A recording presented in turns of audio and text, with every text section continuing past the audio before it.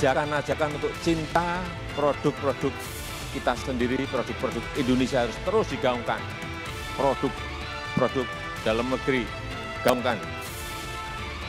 Gaungkan juga benci produk-produk dari luar negeri.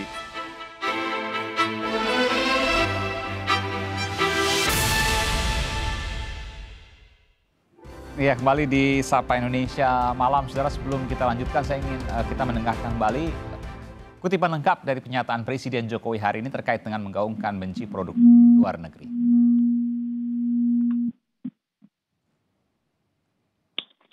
Penduduk kita berjumlah lebih dari 270 juta jiwa. Seharusnya adalah konsumen yang paling loyal untuk produk-produk kita sendiri. 270 juta adalah jumlah yang besar, pasar yang besar. Ajakan-ajakan untuk cinta produk-produk kita sendiri, produk-produk Indonesia harus terus digaungkan. Produk dalam negeri, gaungkan. Gaungkan juga benci produk-produk dari luar negeri.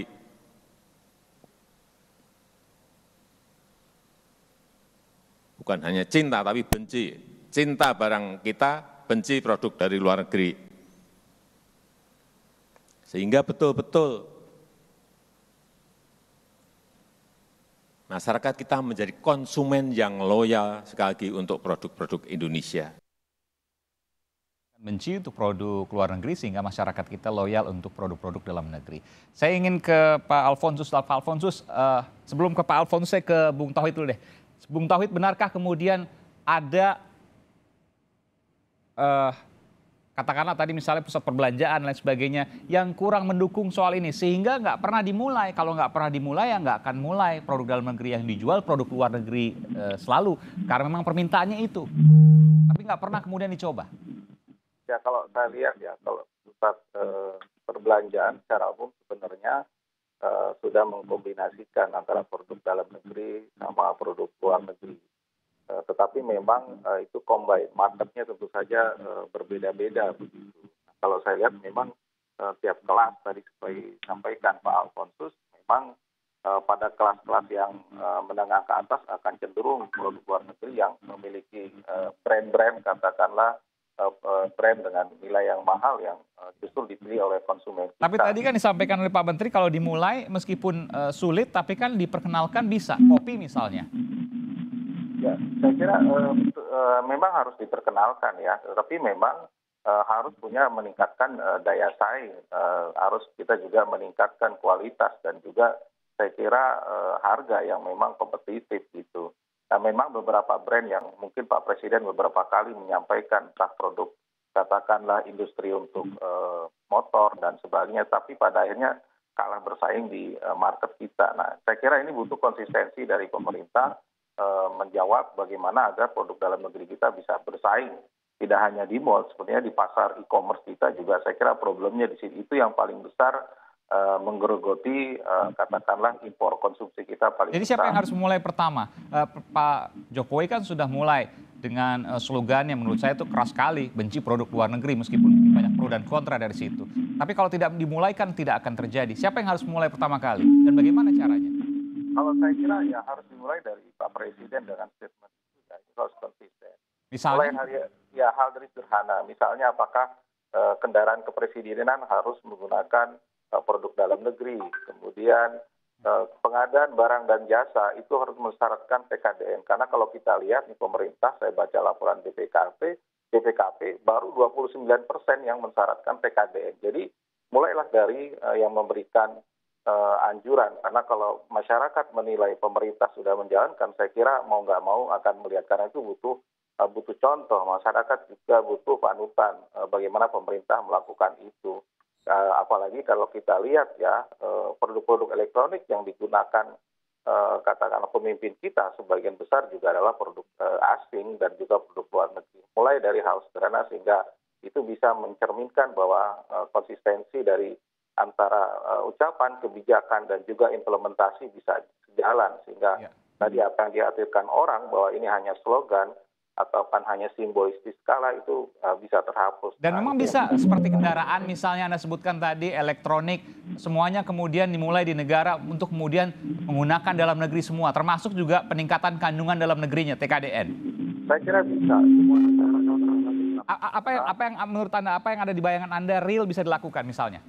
ya, saya kira begini, semua kan negara harus membangun industrinya. Semua mulai dari meniru dulu dari produk-produk barat ya. Itu butuh waktu 10 sampai 20 tahun. Itu harus dimulai. Nah, itu membangun dengan dukungan luar biasa anggaran, R&D, orang yang kita sekolahkan keluar dan kembali lagi diberi kepercayaan untuk membangun industrinya begitu.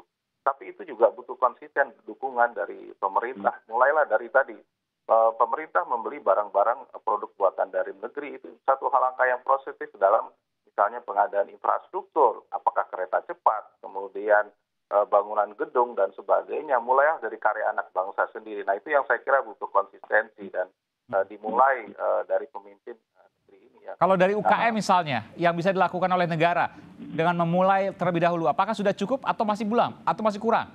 Saya kira masih kurang karena begini, kita ini sejak perjanjian perdagangan bebas 1994, kemudian Asia Free Trade Agreement, kemudian juga terutama dengan China itu di tahun 2010 kita sudah membuka. Tetapi masalahnya adalah tidak ada kesiapan ketika sisi itu industri kita dibangun pada saat yang sama menghadapi serangan produk-produk impor. Nah, ini yang saya kira justru problemnya di situ. Meski UMKM sekarang ada, tapi tidak ada unsur alih teknologi yang itu yang saya sayangkan dalam. Contoh untuk negara misalnya, Bung Tauhid. Ya. UMKM seperti apa yang bisa digunakan dan menjadi contoh bagi masyarakat digunakan oleh negara? Ya, saya kira yang paling sederhana misalnya kalau kita lihat ya, basisnya adalah teknologi. Sederhana saja handphone ya. Handphone itu kan mengandung banyak sekali beragam teknologi yang bisa dilekatkan dengan produk UMKM. Apakah mulai dari hardware, software dan sebagainya yang saya kira harus dibangun dan perlu melibatkan perguruan tinggi yang berbasis teknologi di Indonesia yang bisa diberdayakan. Nah, mulai dari hal yang sederhana dengan mulai dari alat-alat elektronik kita yang sudah ada dan itu menjadi dasar kita untuk bersaing, terutama nanti di era pasang bebas.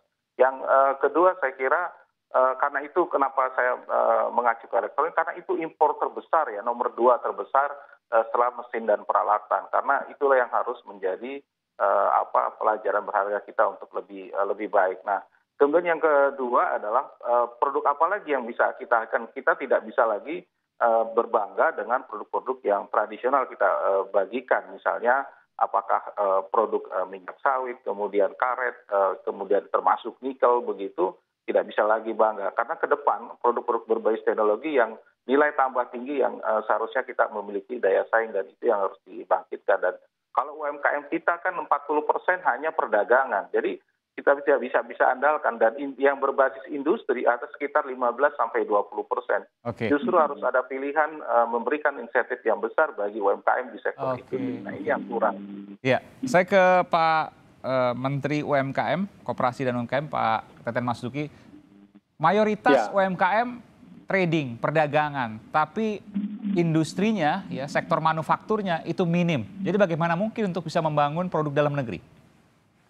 Ya, saya setuju dengan Pak Tauhid Ahmad. Memang di Kementerian Koperasi juga sekarang mengarahkan supaya pengembangan UMKM ke depan itu yang memang berbasis kepada inovasi teknologi. Termasuk produknya menjadi bagian daripada rantai pasok ke industri nasional. Jadi benar sebagian besar memang perdagangan ya Pak Teten ya? Ya memang karena kalau kita lihat misalnya dari pembiayaan perbankan, porsi kreditnya itu baru ke UMKM kan baru 20% dan sebagian besar juga masuk ke sektor perdagangan. Jadi kemitraan usaha kecil dan besar itu hanya di sisi hilir di perdagangan. Ya, misalnya toko kelontongan yang menjual produk-produk industri besar. Begitu. Nah, kita sekarang mau dorong kemitraan dalam rantai pasok itu di produksinya. Misalnya UMKM membuat komponen tadi seperti yang disarankan oleh Pak Tauhid, yaitu misalnya alat-alat elektronik, mobil, gitu kan. Ini memang komponennya baru sedikit, ya baru 4% lah. Handphone misalnya yang banyak digunakan. Rantai pasok nasional. Karena itu maka saya juga sudah membicarakan bersama Bappenas tentang perlunya kebijakan anggaran pembiayaan yang masuk ke sektor produksi. Nah ini yang kurang. Tapi sekali lagi saya mau tadi ikut menjelaskan bahwa sebenarnya pemerintah lewat Undang-Undang Cipta Kerja sudah mewajibkan 40% belanja pemerintah itu produk UMKM, ya. Dan juga, nah ini memang saya kira nanti lewat di LKPP lewat secara elektronik secara lebih mudah, dan pembiayaannya pun akan didukung dengan skema yang juga ramah lah bagi UMKM. Begitu juga di Undang-Undang Cipta Kerja sudah diatur di area publik, di infrastruktur publik, 30% space untuk usaha seperti di bandara, di pelabuhan, di stasiun, termasuk di rest area, itu 30%-nya untuk UMKM. Nah kita memang betul, ini juga jangan nabrak dari prinsip marketing ya. Nah, nanti kita akan kurasi ya UMKM yang masuk ke mal-mal yang bagus, masuk ke area publik yang bisa bersaing juga begitu. Jadi betul tadi seperti Pak Tauhid sampaikan, memang kita harus dampingi mereka supaya ada peningkatan daya saing produknya. Ya. Nah, saya kira memang harus begitu kalau untuk UMKM.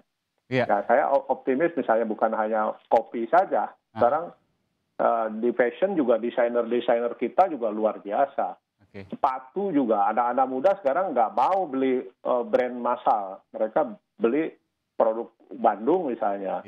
Sampai itu kan bisa. Saya menemukan di Jepang dijual di mall yang sangat mewah sepatu handmade buatan Bandung. Gitu. Di mall mana tuh di Jepang? Anda bisa sebutkan? Lupa namanya, nanti saya WhatsApp aja. Oke. Tapi di mall yang besar ada ya, betul. Ingat pada waktu itu di kota Tokyo ya? Ya, bahkan pernah menjadi vendor dari Giorgio Armani. Ya, itu di Bandung. Saya punya produknya, keren kalau dipakai.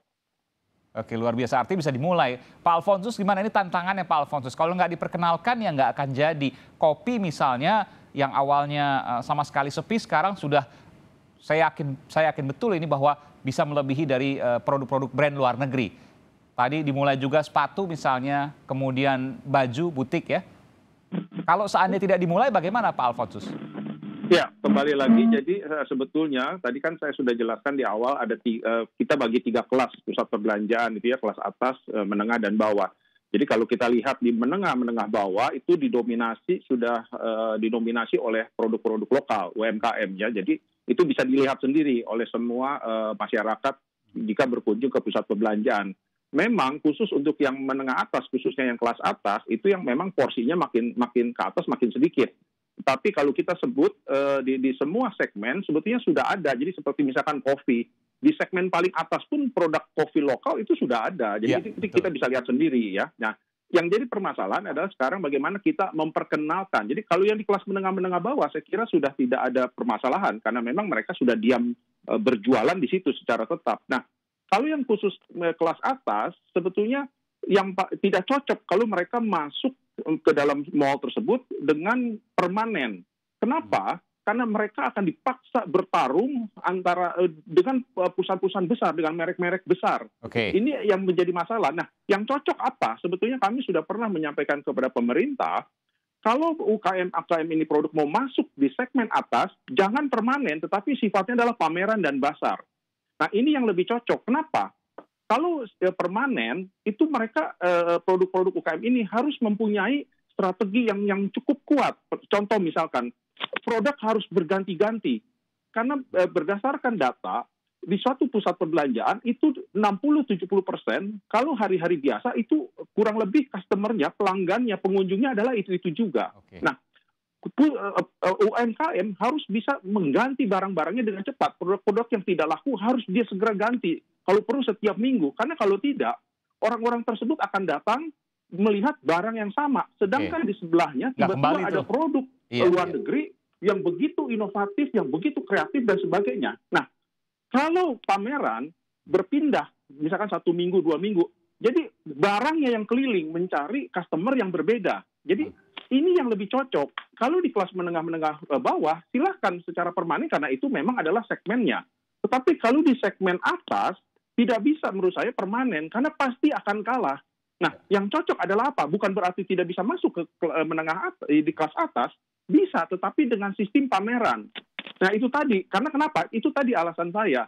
Nah, jadi kembali lagi, pusat perbelanjaan Indonesia sama sekali tidak anti dengan UKM, apalagi dengan produk-produk lokal. Jadi seperti tadi saya sampaikan, di 60%, 35%, dan plus 35% kelas yang menengah, itu semua didominasi oleh UMKM dan maaf saya potong. lokal. Kalau seandainya tadi Anda katakan, kalau produk dalam negeri susah untuk kemudian masuk ke brand menengah atas. Cocoknya pameran, karena kalau brand menengah atas harus cepat tuh perputarannya. Minggu ini apa, minggu depan harus beda. Memang UKM nggak bisa seperti itu? Berdasarkan pengalaman selama ini, kita lihat saja, produk UKM kan produk kapasitas produknya pun kan terbatas. Tiba-tiba dia harus bersaing di sebelahnya, di toko sebelahnya, dengan merek brand yang kapasitas produksinya luar biasa. Kan dari situ saja sudah bisa terlihat. Yang satu adalah UMKM, yang satu adalah kelas pengusaha besar, brand internasional. Nah, tetapi kan kembali lagi, di segmen atas ini, tidak ada produk-produk lokal yang bisa mengisi segmen atas. Kalaupun ada, itu sangat sedikit. Tetapi kan masyarakat Indonesia ini kan terdiri dari berbagai kelas. Ada kelas-kelas masyarakat yang membutuhkan barang-barang kelas atas. Kalau kita tidak sediakan, kalau pusat perbelanjaan Indonesia tidak menyediakan, mereka akan belanja di luar negeri. Mereka akan lari ke Singapura, mereka akan ke Hong Kong, ke Tokyo, dan sebagainya. Tidak bisa dihindari. Nah, siapa yang rugi? Akhirnya kan Indonesia juga yang rugi, gitu loh. Karena masyarakat yang membutuhkan ini pasti akan mencari jalan untuk belanja, gitu loh. Jadi akhirnya apa? Pusat perbelanjaan Indonesia memang harus siap menyediakan di semua segmen, gitu loh. Ini yang menjadi masalah. Yang jadi masalah sekarang adalah banyak masyarakat yang melihat hanya yang kelas atasnya saja. Jadi seakan-akan pusat perbelanjaan Indonesia kurang mendukung atau tidak mendukung produk lokal. Padahal tidak demikian. Kalau ada produk-produk lokal yang bisa mengisi segmen tersebut, tentunya pusat perbelanjaan Indonesia akan menyambut dengan gembira untuk masuk dan berjualan di pusat perbelanjaannya. Meskipun Anda pastikan bahwa mayoritas pusat perbelanjaan sudah menggunakan mayoritas UKM. Betul. Kalau kita lihat, sebetulnya tidak usah jauh, saya tidak perlu sebut merek satu tempat, satu mall dan sebagainya. Kita lihat di Jakarta saja, di pinggiran Sudirman, Tamrin pun ada mall yang isinya hampir 100% adalah UMKM dan produk-produk lokal. Jadi kembali lagi, kalau kita bicara masalah UMKM, di pusat perbelanjaan sangat terkait langsung dengan segmen pasar, dengan market segmen. Ini yang menjadi perhatian, harus diperhatikan. Kalau enggak nanti, kalau dipaksakan, tidak akan berhasil. Karena market segmennya berbeda. Oke, baik. Ini yang harus menjadi perhatian. Ini menarik apa yang disampaikan Tetapi kembali lagi, kalaupun mau masuk di kelas atas, bisa. Bukan tidak bisa. Tetapi tadi, jangan masuk secara permanen gitu loh. Karena dia akan bertarung seumur hidup di sebelahnya dengan kelas yang luar biasa, sudah berpengalaman dan luar ada biasa permasalahan hebat. Supply di sana yang kemudian tidak bisa menyamakan dengan produk luar negeri. Benarkah itu kemudian apa yang disampaikan? Saya akan kembali nanti pas jeda ke Pak Menteri dan juga ke Bung Tauhid. Saat lagi, saudara, tetaplah bersama kami di Sapa Indonesia Malam.